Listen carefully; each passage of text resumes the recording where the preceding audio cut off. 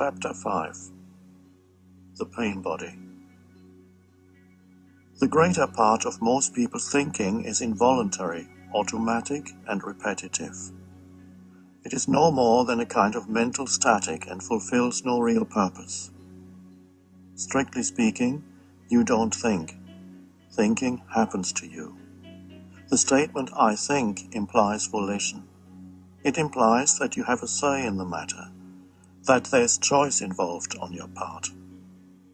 For most people, this is not yet the case.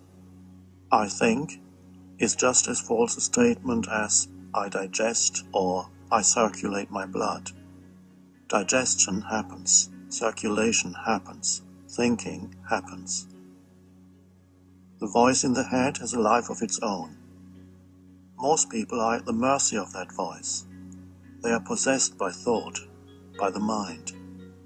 And since the mind is conditioned by the past, you are then forced to reenact the past again and again.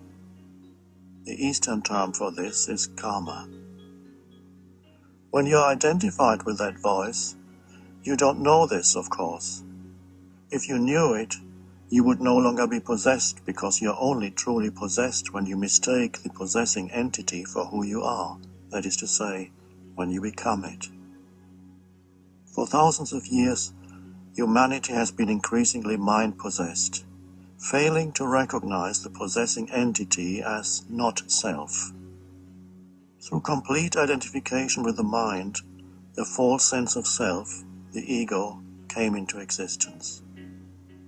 The density of the ego depends on the degree to which you, the consciousness, are identified with your mind, with thinking. Thinking is no more than a tiny aspect of the totality of consciousness, the totality of who you are. The degree of identification with the mind differs from person to person. Some people enjoy periods of freedom from it, however brief. And the peace, joy, and aliveness they experience in those moments make life worth living. These are also the moments when creativity, love, and compassion arise. Others are constantly trapped in the egoic state. They are alienated from themselves, as well as from others and the world around them. When you look at them, you may see the tension in their face, perhaps the furrowed brow, or the absent or staring expression in their eyes. Most of their attention is absorbed by thinking, and so they don't really see you, and they are not really listening to you. They are not present in any situation, their attention being either in the past or future, which, of course, exist only in the mind as thought forms. Or they relate to you through some kind of role they play, and so are not themselves.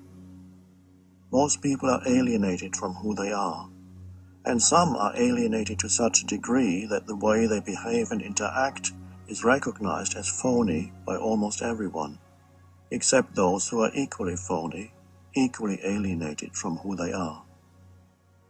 Alienation means you don't feel at ease in any situation, any place, or with any person, not even with yourself. You're always trying to get home, but never feel at home. Some of the greatest writers of the 20th century, such as Franz Kafka, Albert Camus, T.S. Eliot, and James Joyce, recognized alienation as the universal dilemma of human existence, probably felt it deeply within themselves, and so were able to express it brilliantly in their works. They don't offer a solution. Their contribution is to show us a reflection of the human predicament, so that we can see it more clearly. To see one's predicament clearly is a first step towards going beyond it. The birth of emotion.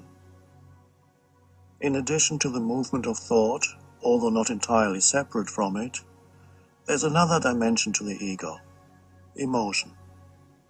This is not to say that all thinking and all emotion are of the ego. They turn into ego only when you identify with them and they take you over completely, that is to say, when they become I. The physical organism, your body, has its own intelligence, as does the organism of every other life form.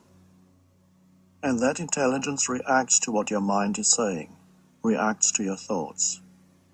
So emotion is the body's reaction to your mind. The body's intelligence is, of course, an inseparable part of universal intelligence, one of its countless manifestations. It gives temporary cohesion to the atoms and molecules that make up your physical organism. It is the organizing principle behind the workings of all the organs of the body, the conversion of oxygen and food into energy, the heartbeat and circulation of the blood, the immune system that protects the body from invaders, the translation of sensory input into nerve impulses that are sent to the brain, decoded there, and reassembled into a coherent inner picture of outer reality. All these, as well as thousands of other simultaneously occurring functions, are coordinated perfectly by that intelligence. You don't run your body. The intelligence does. It also is in charge of the organism's responses to its environment. This is true for any life form. It is the same intelligence that brought the plant into physical form and then manifests as the flower that comes out of the plant. The flower that opens its petals in the morning to receive the rays of the sun and closes them at night time. It is the same intelligence that manifests as Gaia, the complex living being that is planet Earth. This intelligence gives rise to instinctive reactions of the organism to any threat or challenge. It produces responses in animals that appear to be akin to human emotions: anger, fear, pleasure. These instinctive responses could be considered primordial forms of emotion. In certain situations, human beings experience instinctive responses in the same way that animals do. In the face of danger, when the survival of the organism is threatened, the heart beats faster, the muscles contract, breathing becomes rapid in preparation for fight or flight. Primordial fear. When being cornered, a sudden flare-up of intense energy gives strength to the body that it didn't have before. Primordial anger. These instinctive responses appear akin to emotions, but are not emotions in the true sense of the word. The fundamental difference between an instinctive response and an emotion is this. An instinctive response is the body's direct response to some external situation. An emotion, on the other hand, is the body's response to a thought.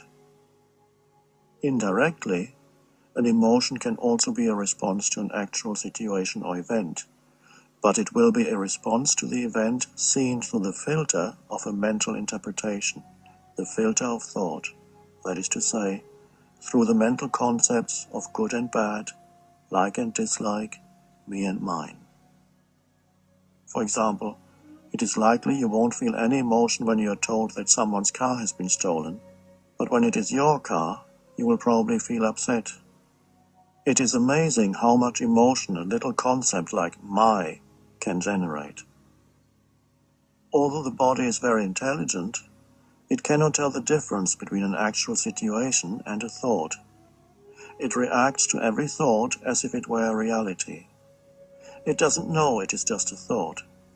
To the body, a worrisome, fearful thought means, I'm in danger, and it responds accordingly, even though you may be lying in a warm and comfortable bed at night. The heart beats faster, muscles contract, breathing becomes rapid. There's a build-up of energy, but since the danger is only a mental fiction, the energy has no outlet. Part of it is fed back to the mind and generates even more anxious thought. The rest of the energy turns toxic and interferes with the harmonious functioning of the body. Emotions and the ego. The ego is not only the unobserved mind, the voice in the head which pretends to be you, but also the unobserved emotions that are the body's reaction to what the voice in the head is saying. We have already seen what kind of thinking the egoic voice engages in most of the time, and the dysfunction inherent in the structure of its thought processes. regardless of content. This dysfunctional thinking is what the body reacts to with negative emotion. The voice in the head tells a story that the body believes in and reacts to. Those reactions are the emotions. The emotions, in turn, feed energy back to the thoughts that created the emotion in the first place. This is the vicious circle between unexamined thoughts and emotions, giving rise to emotional thinking and emotional story-making. The emotional component of ego differs from person to person. In some egos, it is greater than in others. Thoughts that trigger emotional responses in the body may sometimes come so fast that before the mind has had time to voice them, the body has already responded with an emotion, and the emotion has turned into a reaction. Those thoughts exist at a pre-verbal stage and could be called unspoken, unconscious assumptions. They have their origin in a person's past conditioning, usually from early childhood.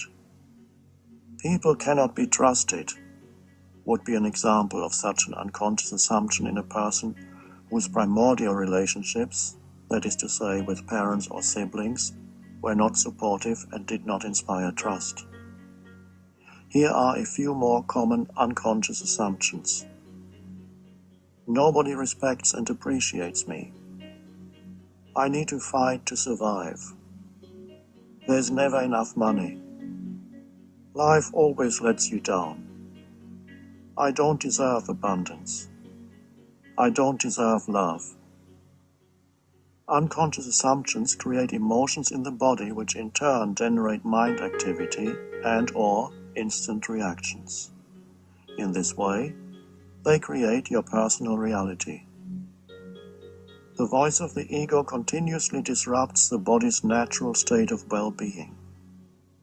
Almost every human body is under a great deal of strain and stress, not because it is threatened by some external factor, but from within the mind. The body has an ego attached to it, and it cannot but respond to all the dysfunctional thought patterns that make up the ego. Thus, the stream of negative emotion accompanies the stream of incessant and compulsive thinking. What is a negative emotion? An emotion that is toxic to the body and interferes with its balance and harmonious functioning. Fear, anxiety, anger, bearing a grudge, sadness, hatred or intense dislike, jealousy, envy, all disrupt the energy flow through the body, affect the heart, the immune system, digestion, production of hormones, and so on. Even mainstream medicine, although it knows very little about how the ego operates yet, is beginning to recognize the connection between negative emotional states and physical disease. An emotion that does harm to the body also infects the people you come into contact with, and indirectly, through a process of chain reaction, countless others you never meet. There is a generic term for all negative emotions: unhappiness. Do positive emotions then have the opposite effect on the physical body? Do they strengthen the immune system, invigorate and heal the body? They do indeed. But we need to differentiate between positive emotions that are ego-generated and deeper emotions that emanate from your natural state of connectedness with being. Positive emotions generated by the ego already contain within themselves their opposite into which they can quickly turn. Here are some examples. What the ego calls love is possessiveness and addictive clinging that can turn into hate within a second. Anticipation about an upcoming event, which is the ego's overvaluation of future, easily turns into its opposite, letdown or disappointment, when the event is over or doesn't fulfill the ego's expectations. Praise and recognition make you feel alive and happy one day. Being criticized or ignored make you dejected and unhappy the next. The pleasure of a wild party turns into bleakness and a hangover the next morning. There is no good without bad, no high without low. Ego-generated emotions are derived from the mind's identification with external factors which are, of course, all unstable and liable to change at any moment. The deeper emotions are not really emotions at all, but states of being. Emotions exist within the realm of opposites. States of being can be obscured, but they have no opposite. They emanate from within you as the love, joy, and peace that are aspects of your true nature. The duck with a human mind. In The Power of Now, I mentioned my observation that after two ducks get into a fight, which never lasts long, they will separate and float off in opposite directions. Then each duck will flap its wings vigorously a few times, thus releasing the surplus energy that built up during the fight. After they flap their wings, they float on peacefully, as if nothing had ever happened. If the duck had a human mind, it would keep the fight alive by thinking, by story-making. This would probably be the duck's story. I don't believe what he just did. He came to within 5 inches of me. He thinks he owns this pond. He has no consideration for my private space. I'll never trust him again. Next time he'll try something else just to annoy me. I'm sure he's plotting something already. But I'm not going to stand for this. I'll teach him a lesson he won't forget. And on the mind spins its tales, still thinking and talking about it days, months, or years later. As far as the body is concerned, the fight is still continuing, and the energy it generates in response to all those thoughts is emotion, which in turn generates more thinking. This becomes the emotional thinking of the ego. You can see how problematic the duck's life would become if it had a human mind. But this is how most humans live all the time. No situation or event is ever really finished. The mind and the mind-made me and my story keep it going. We are a species that has lost its way. Everything natural, every flower or tree, and every animal have important lessons to teach us if we would only stop, look, and listen. Our duck's lesson is this: flap your wings, which translates as let go of the story, and return to the only place of power, the present moment. Carrying the past. The inability, or rather unwillingness, of the human mind to let go of the past is beautifully illustrated in the story of 2 Zen monks, Tanzan and Aikido, who were walking along a country road that had become extremely muddy after heavy rains. Near a village, they came upon a young woman who was trying to cross the road, but the mud was so deep it would have ruined the silk kimono she was wearing. Tanzan at once picked her up and carried her to the other side. The monks walked on in silence. 5 hours later, as they were approaching the lodging temple, Aikido couldn't restrain himself any longer. "Why did you carry that girl across the road?" he asked. "We monks are not supposed to do things like that." "I put the girl down hours ago," said Tanzan. "Are you still carrying her?" Now imagine what life would be like for someone who lived like Aikido all the time, unable or unwilling to let go internally of situations, accumulating more and more stuff inside. And you get a sense of what life is like for the majority of people on our planet. What a heavy burden of past they carry around with them in their minds. The past lives in you as memories, but memories in themselves are not a problem. In fact, it is through memory that we learn from the past and from past mistakes. It is only when memories, that is to say, thoughts about the past, take you over completely that they turn into a burden, turn problematic, and become part of your sense of self. Your personality, which is conditioned by the past, then becomes your prison. Your memories are invested with a sense of self, and your story becomes who you perceive yourself to be. This little me is an illusion that obscures your true identity as timeless and formless presence. Your story, however, consists not only of mental, but also of emotional memory, old emotion that is being revived continuously.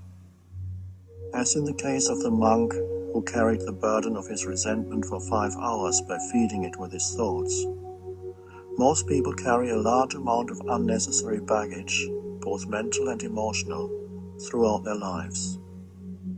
They limit themselves through grievances, regret, hostility, guilt. Their emotional thinking has become their self, and so they hang on to the old emotion because it strengthens their identity. Because of the human tendency to perpetuate old emotion, almost everyone carries in his or her energy field an accumulation of old emotional pain, which I call the pain body. We can, however, stop adding to the pain body that we already have. We can learn to break the habit of accumulating and perpetuating old emotion by flapping our wings, metaphorically speaking, and refrain from mentally dwelling on the past, regardless of whether something happened yesterday or 30 years ago. We can learn not to keep situations or events alive in our minds, but to return our attention continuously to the pristine, timeless present moment, rather than be caught up in mental movie-making. Our very presence then becomes our identity, rather than our thoughts and emotions. Nothing ever happened in the past that can prevent you from being present now.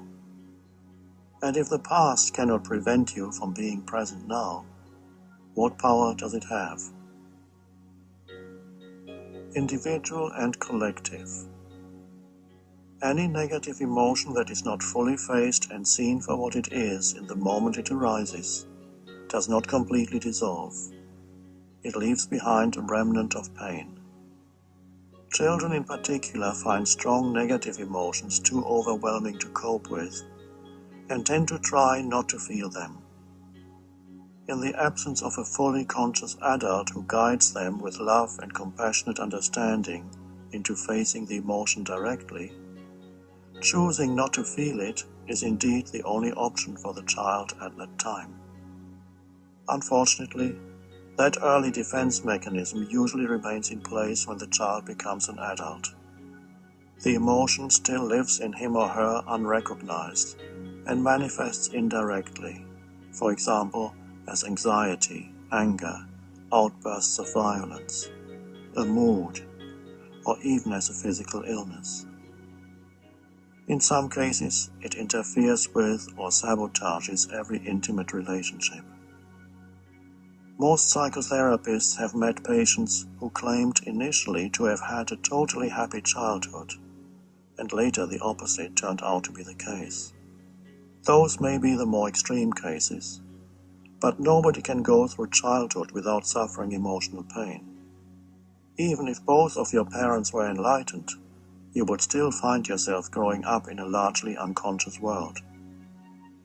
The remnants of pain left behind by every strong negative emotion that is not fully faced, accepted, and then let go of, join together to form an energy field that lives in the very cells of your body. It consists not just of childhood pain, but also painful emotions that were added to it later in adolescence and during your adult life, much of it created by the voice of the ego.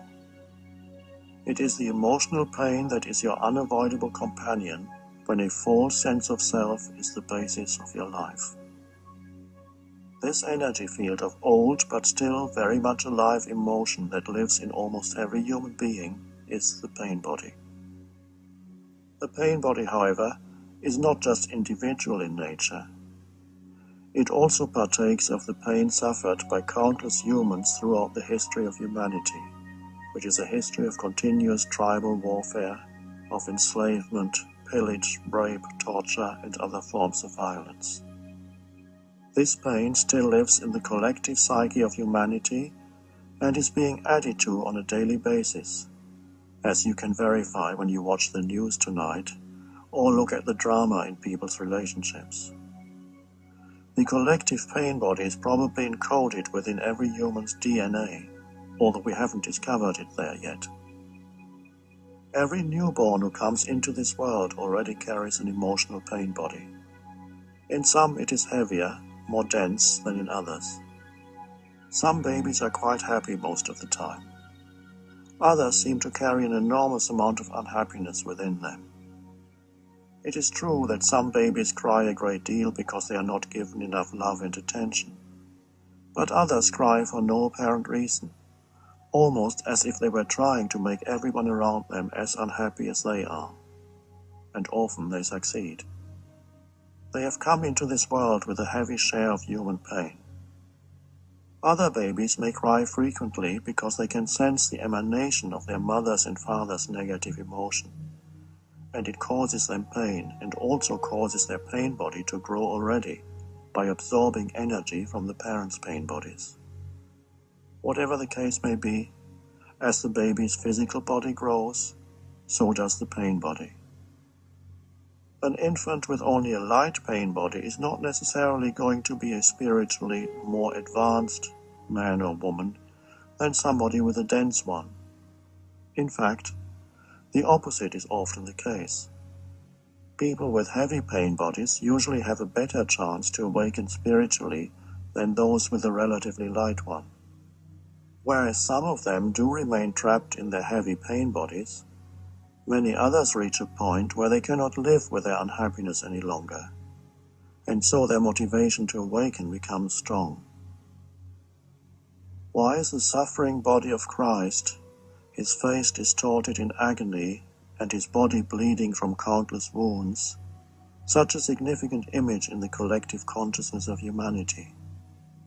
Millions of people, particularly in medieval times, would not have related to it as deeply as they did if something within themselves had not resonated with it, if they had not unconsciously recognized it as an outer representation of their own inner reality, the pain body. They were not yet conscious enough to recognize it directly within themselves, but it was the beginning of their becoming aware of it. Christ can be seen as the archetypal human, embodying both the pain and the possibility of transcendence. How the pain body renews itself. The pain body is a semi-autonomous energy form that lives within most human beings, an entity made up of emotion. It has its own primitive intelligence, not unlike a cunning animal, and its intelligence is directed primarily at survival. Like all life forms, it periodically needs to feed, to take in new energy, and the food it requires to replenish itself consists of energy that is compatible with its own, which is to say, energy that vibrates at a similar frequency. Any emotionally painful experience can be used as food by the pain body. That's why it thrives on negative thinking as well as drama in relationships. The pain body is an addiction to unhappiness. It may be shocking when you realize for the first time that there's something within you that periodically seeks emotional negativity, seeks unhappiness. You need even more awareness to see it in yourself than to recognize it in another person. Once the unhappiness has taken you over, not only do you not want an end to it, but you want to make others just as miserable as you are in order to feed on their negative emotional reactions. In most people, the pain body has a dormant and an active stage. When it is dormant, you easily forget that you carry a heavy, dark cloud or a dormant volcano inside you, depending on the energy field of your particular pain body. How long it remains dormant varies from person to person. A few weeks is the most common, but it can be a few days or months. In rare cases, the pain body can lie in hibernation for years before it gets triggered by some event. How the pain body feeds on your thoughts. The pain body awakens from its dormancy when it gets hungry, when it is time to replenish itself. Alternatively, it may get triggered by an event at any time.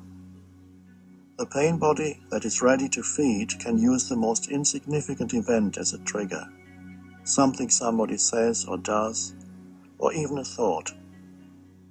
If you live alone or there's nobody around you at the time, the pain body will feed on your thoughts.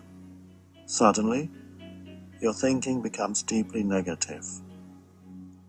You were most likely unaware that just prior to the influx of negative thinking, a wave of emotion invaded your mind. As a dark and heavy mood, as anxiety or fiery anger. All thought is energy, and the pain body is now feeding on the energy of your thoughts. But it cannot feed on any thought. You don't need to be particularly sensitive to notice that a positive thought has a totally different feeling tone than a negative one. It is the same energy, but it vibrates at a different frequency. A happy, positive thought is indigestible to the pain body. It can only feed on negative thoughts because only those thoughts are compatible with its own energy field. All things are vibrating energy fields in ceaseless motion. The chair you sit on, the book you're holding in your hands, appear solid and motionless only because that is how your senses perceive their vibrational frequency. That is to say, the incessant movement of the molecules, atoms, electrons and subatomic particles that together create what you perceive as a chair, a book, a tree, or a body. What we perceive as physical matter is energy vibrating, moving, at a particular range of frequencies. Thoughts consist of the same energy vibrating at a higher frequency than matter, which is why they cannot be seen or touched. Thoughts have their own range of frequencies, with negative thoughts at the lower end of the scale and positive thoughts at the higher. The vibrational frequency of the pain body resonates with that of negative thoughts, which is why only those thoughts can feed the pain body. The usual pattern of thought creating emotion is reversed in the case of the pain body, at least initially. Emotion from the pain body quickly gains control of your thinking, and once your mind has been taken over by the pain body, your thinking becomes negative. The voice in your head will be telling sad, anxious, or angry stories about yourself or your life, about other people, about past, future, or imaginary events. The voice will be blaming, accusing, complaining, imagining. And you're totally identified with whatever the voice says. Believe all its distorted thoughts. At that point, the addiction to unhappiness has set in. It is not so much that you cannot stop your train of negative thoughts, but that you don't want to. This is because the pain body at that time is living through you, pretending to be you.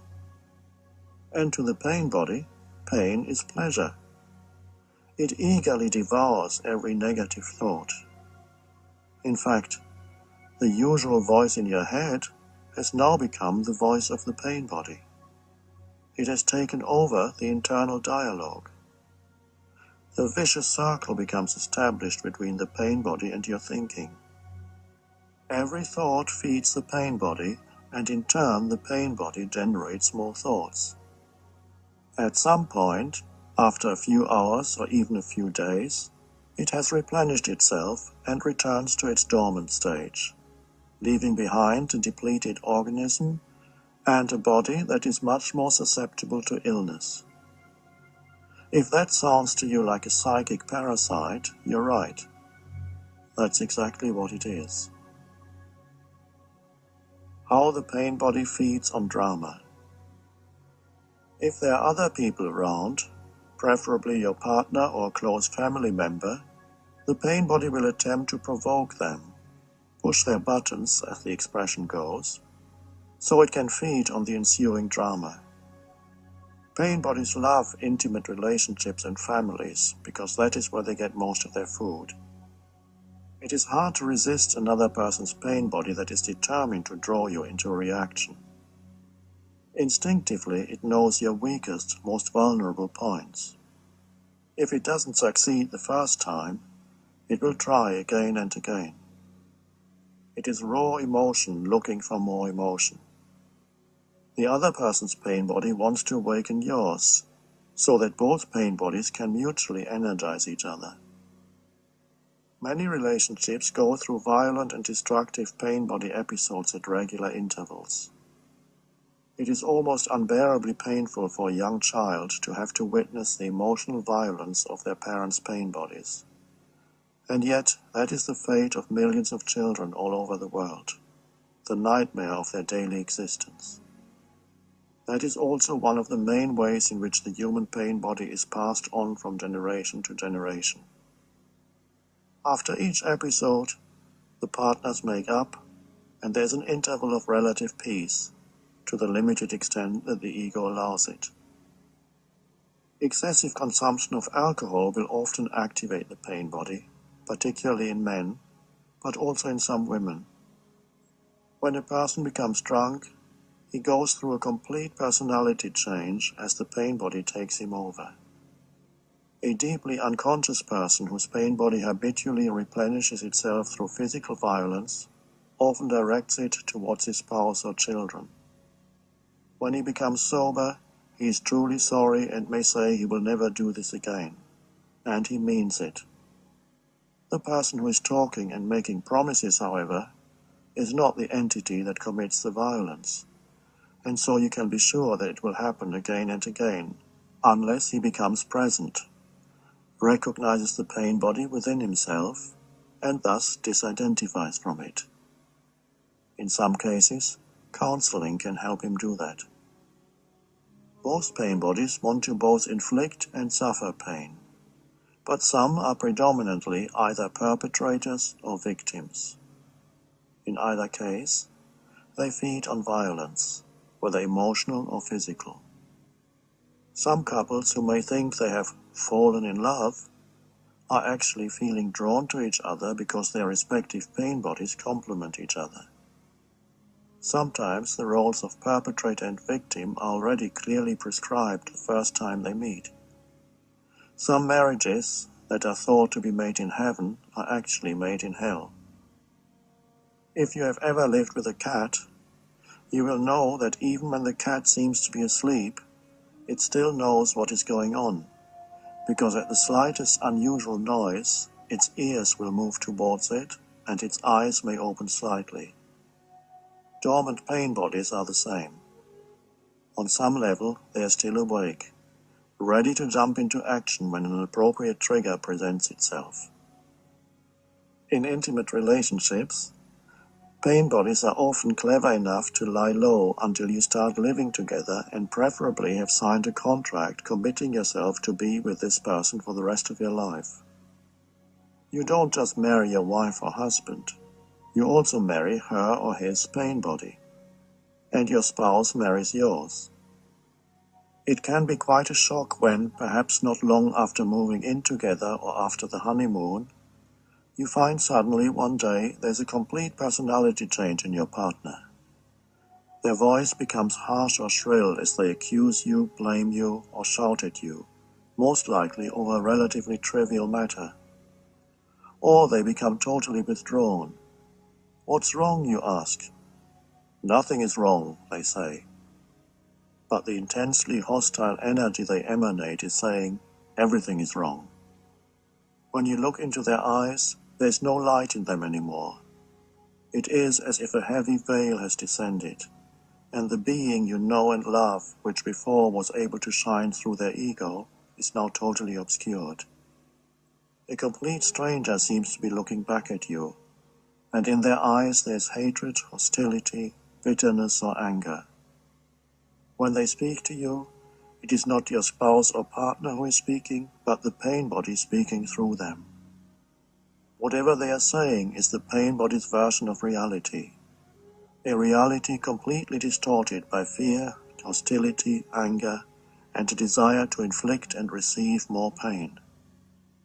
At this point, you may wonder whether this is your partner's real face that you had never seen before, and whether you made a dreadful mistake in choosing this person. It is, of course, not the real face, just the pain body which temporarily has taken possession. It would be hard to find a partner who does not carry a pain body, but it would perhaps be wise to choose someone whose pain body is not excessively dense. Dense pain bodies. Some people carry dense pain bodies that are never completely dormant. They may be smiling and making polite conversation, but you do not need to be psychic to sense that seething ball of unhappy emotion in them just underneath the surface, waiting for the next event to react to, the next person to blame or confront, the next thing to be unhappy about. Their pain bodies can never get enough, are always hungry. They magnify the ego's need for enemies. Through their reactivity, relatively insignificant matters are blown up out of all proportion as they try to pull other people into their drama by getting them to react.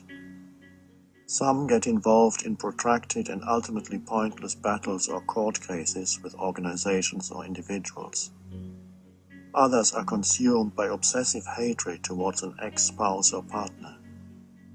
Unaware of the pain they carry inside, by their reaction, they project the pain into events and situations. Due to a complete lack of self-awareness, they cannot tell the difference between an event and their reaction to the event. To them, the unhappiness and even the pain itself is out there in the event or situation. Being unconscious of their inner state, they don't even know that they are deeply unhappy, that they are suffering. Sometimes people with such dense pain bodies become activists fighting for a cause. The cause may indeed be worthy, and they are sometimes successful at first in getting things done. However, the negative energy that flows into what they say and do, and their unconscious need for enemies and conflict, tend to generate increasing opposition to their cause. Usually they also end up creating enemies within their own organization, because wherever they go, they find reasons for feeling bad, and so their pain body continues to find exactly what it is looking for. Entertainment, the media, and the pain body.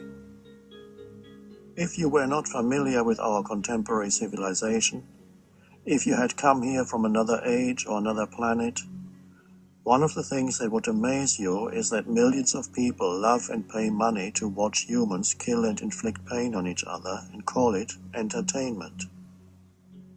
Why do violent films attract such large audiences? There's an entire industry, a large part of which fuels the human addiction to unhappiness. People obviously watch those films because they want to feel bad.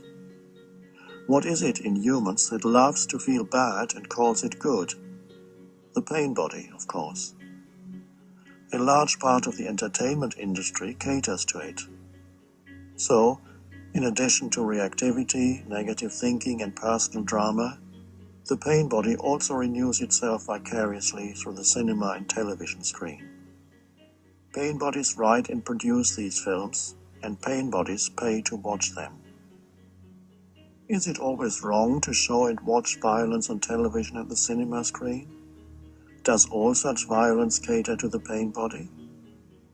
At the current evolutionary stage of humanity, violence is still not only all-pervasive, but even on the increase, as the old egoic consciousness, amplified by the collective pain body, intensifies prior to its inevitable demise.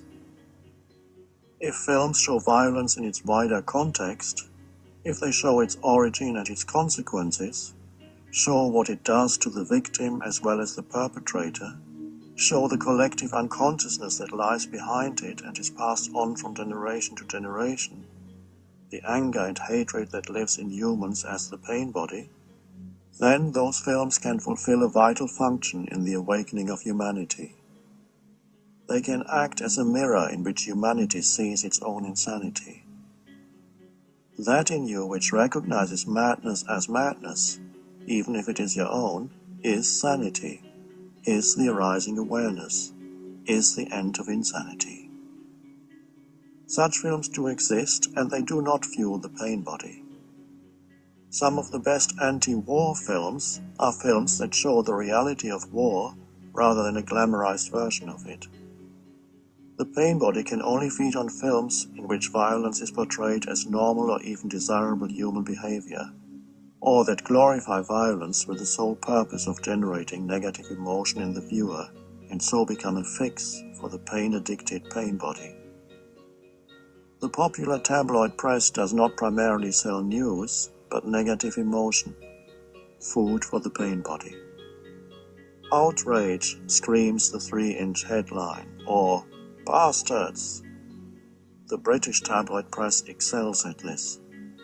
They know that negative emotion sells far more papers than news does. There's a tendency in the news media in general, including television, to thrive on negative news. The worse things get, the more excited the presenters become, and often the negative excitement is generated by the media itself. Pain bodies just love it. The collective female pain body. The collective dimension of the pain body has different strands in it. Tribes, nations, races, all have their own collective pain body, some heavier than others, and most members of that tribe, nation, or race have a share in it to a greater or lesser degree. Almost every woman has her share in the collective female pain body, which tends to become activated particularly just prior to the time of menstruation. At that time, many women become overwhelmed by intense negative emotion. The suppression of the feminine principle, especially over the past 2,000 years, has enabled the ego to gain absolute supremacy in the collective human psyche. Although women have egos, of course, the ego can take root and grow more easily in the male form than in the female. This is because women are less mind-identified than men. They are more in touch with the inner body and the intelligence of the organism where the intuitive faculties originate. The female form is less rigidly encapsulated than the male, has greater openness and sensitivity towards other life forms, and is more tuned to the natural world. If the balance between male and female energies had not been destroyed on our planet, the ego's growth would have been greatly curtailed. We would not have declared war on nature, and we would not be so completely alienated from our being. Nobody knows the exact figure because records were not kept, but it seems certain that during a 300-year period, between 3 and 5 million women were tortured and killed by the Holy Inquisition, an institution founded by the Roman Catholic Church to suppress heresy. This surely ranks together with the Holocaust as one of the darkest chapters in human history. It was enough for a woman to show a love for animals, walk alone in the fields or woods, or gather medicinal plants to be branded a witch, then tortured and burnt at the stake. The sacred feminine was declared demonic, and an entire dimension largely disappeared from human experience. Other cultures and religions, such as Judaism, Islam, and even Buddhism, also suppressed the female dimension, although in a less violent way. Women's status was reduced to being childbearers and men's property. Males who denied the feminine even within themselves were now running the world, a world that was totally out of balance. The rest is history, or rather, a case history of insanity. Who was responsible for this fear of the feminine that could only be described as acute collective paranoia? We could say, of course, men were responsible. But then, why in many ancient pre-Christian civilizations, such as the Sumerian, Egyptian and Celtic, were women respected and the feminine principle not feared but revered? What is it that suddenly made men feel threatened by the female? The evolving ego in them. It knew it could gain full control of our planet only through the male form, and to do so, it had to render the female powerless. In time, the ego also took over most women, although it could never become as deeply entrenched in them as in men. We now have a situation in which the suppression of the feminine has become internalized, even in most women. The sacred feminine, because it is suppressed, is felt by many women as emotional pain. In fact, it has become part of their pain body, together with the accumulated pain suffered by women over millennia through childbirth, rape, slavery, torture, and violent death. But things are changing rapidly now. With many people becoming more conscious, the ego is losing its hold on the human mind. Because the ego was never as deeply rooted in women, it is losing its hold on women more quickly than on men. National and racial pain bodies. Certain countries in which many acts of collective violence were suffered or perpetrated have a heavier collective pain body than others. This is why older nations tend to have stronger pain bodies. It is also why younger countries such as Canada or Australia, and those which have remained more sheltered from the surrounding madness such as Switzerland, tend to have lighter collective pain bodies. Of course, in those countries, people still have their personal pain body to deal with. If you are sensitive enough, you can feel a heaviness in the energy field of certain countries as soon as you step off the plane. In other countries, one can sense an energy field of latent violence just underneath the surface of everyday life. In some nations, for example in the Middle East, the collective pain body is so acute that a significant part of the population finds itself forced to act it out in an endless and insane cycle of perpetration and retribution, through which the pain body renews itself continuously. In countries where the pain body is heavy but no longer acute, there has been a tendency for people to try and desensitize themselves to the collective emotional pain. In Germany and Japan, through work. In some other countries, through widespread indulgence in alcohol, which, however, can also have the opposite effect of stimulating the pain body, particularly if consumed in excess. China's heavy pain body is to some extent mitigated by the widespread practice of Tai Chi, which amazingly was not declared illegal by the communist government that otherwise feels threatened by anything it cannot control. Every day in the streets and city parks, millions practice this movement meditation that stills the mind. This makes a considerable difference to the collective energy field. It goes some way towards diminishing the pain body by reducing thinking and generating presence. Spiritual practices that involve the physical body, such as Tai Chi, Qigong, and Yoga, are also increasingly being embraced in the Western world. These practices do not create a separation between body and spirit and are helpful in weakening the pain body. They will play an important role in the global awakening. The collective racial pain body is pronounced in Jewish people, who have suffered persecution over many centuries. Not surprisingly, it is strong as well in Native Americans, whose numbers were decimated and whose culture all but destroyed by the European settlers. In Black Americans too, the collective pain body is pronounced.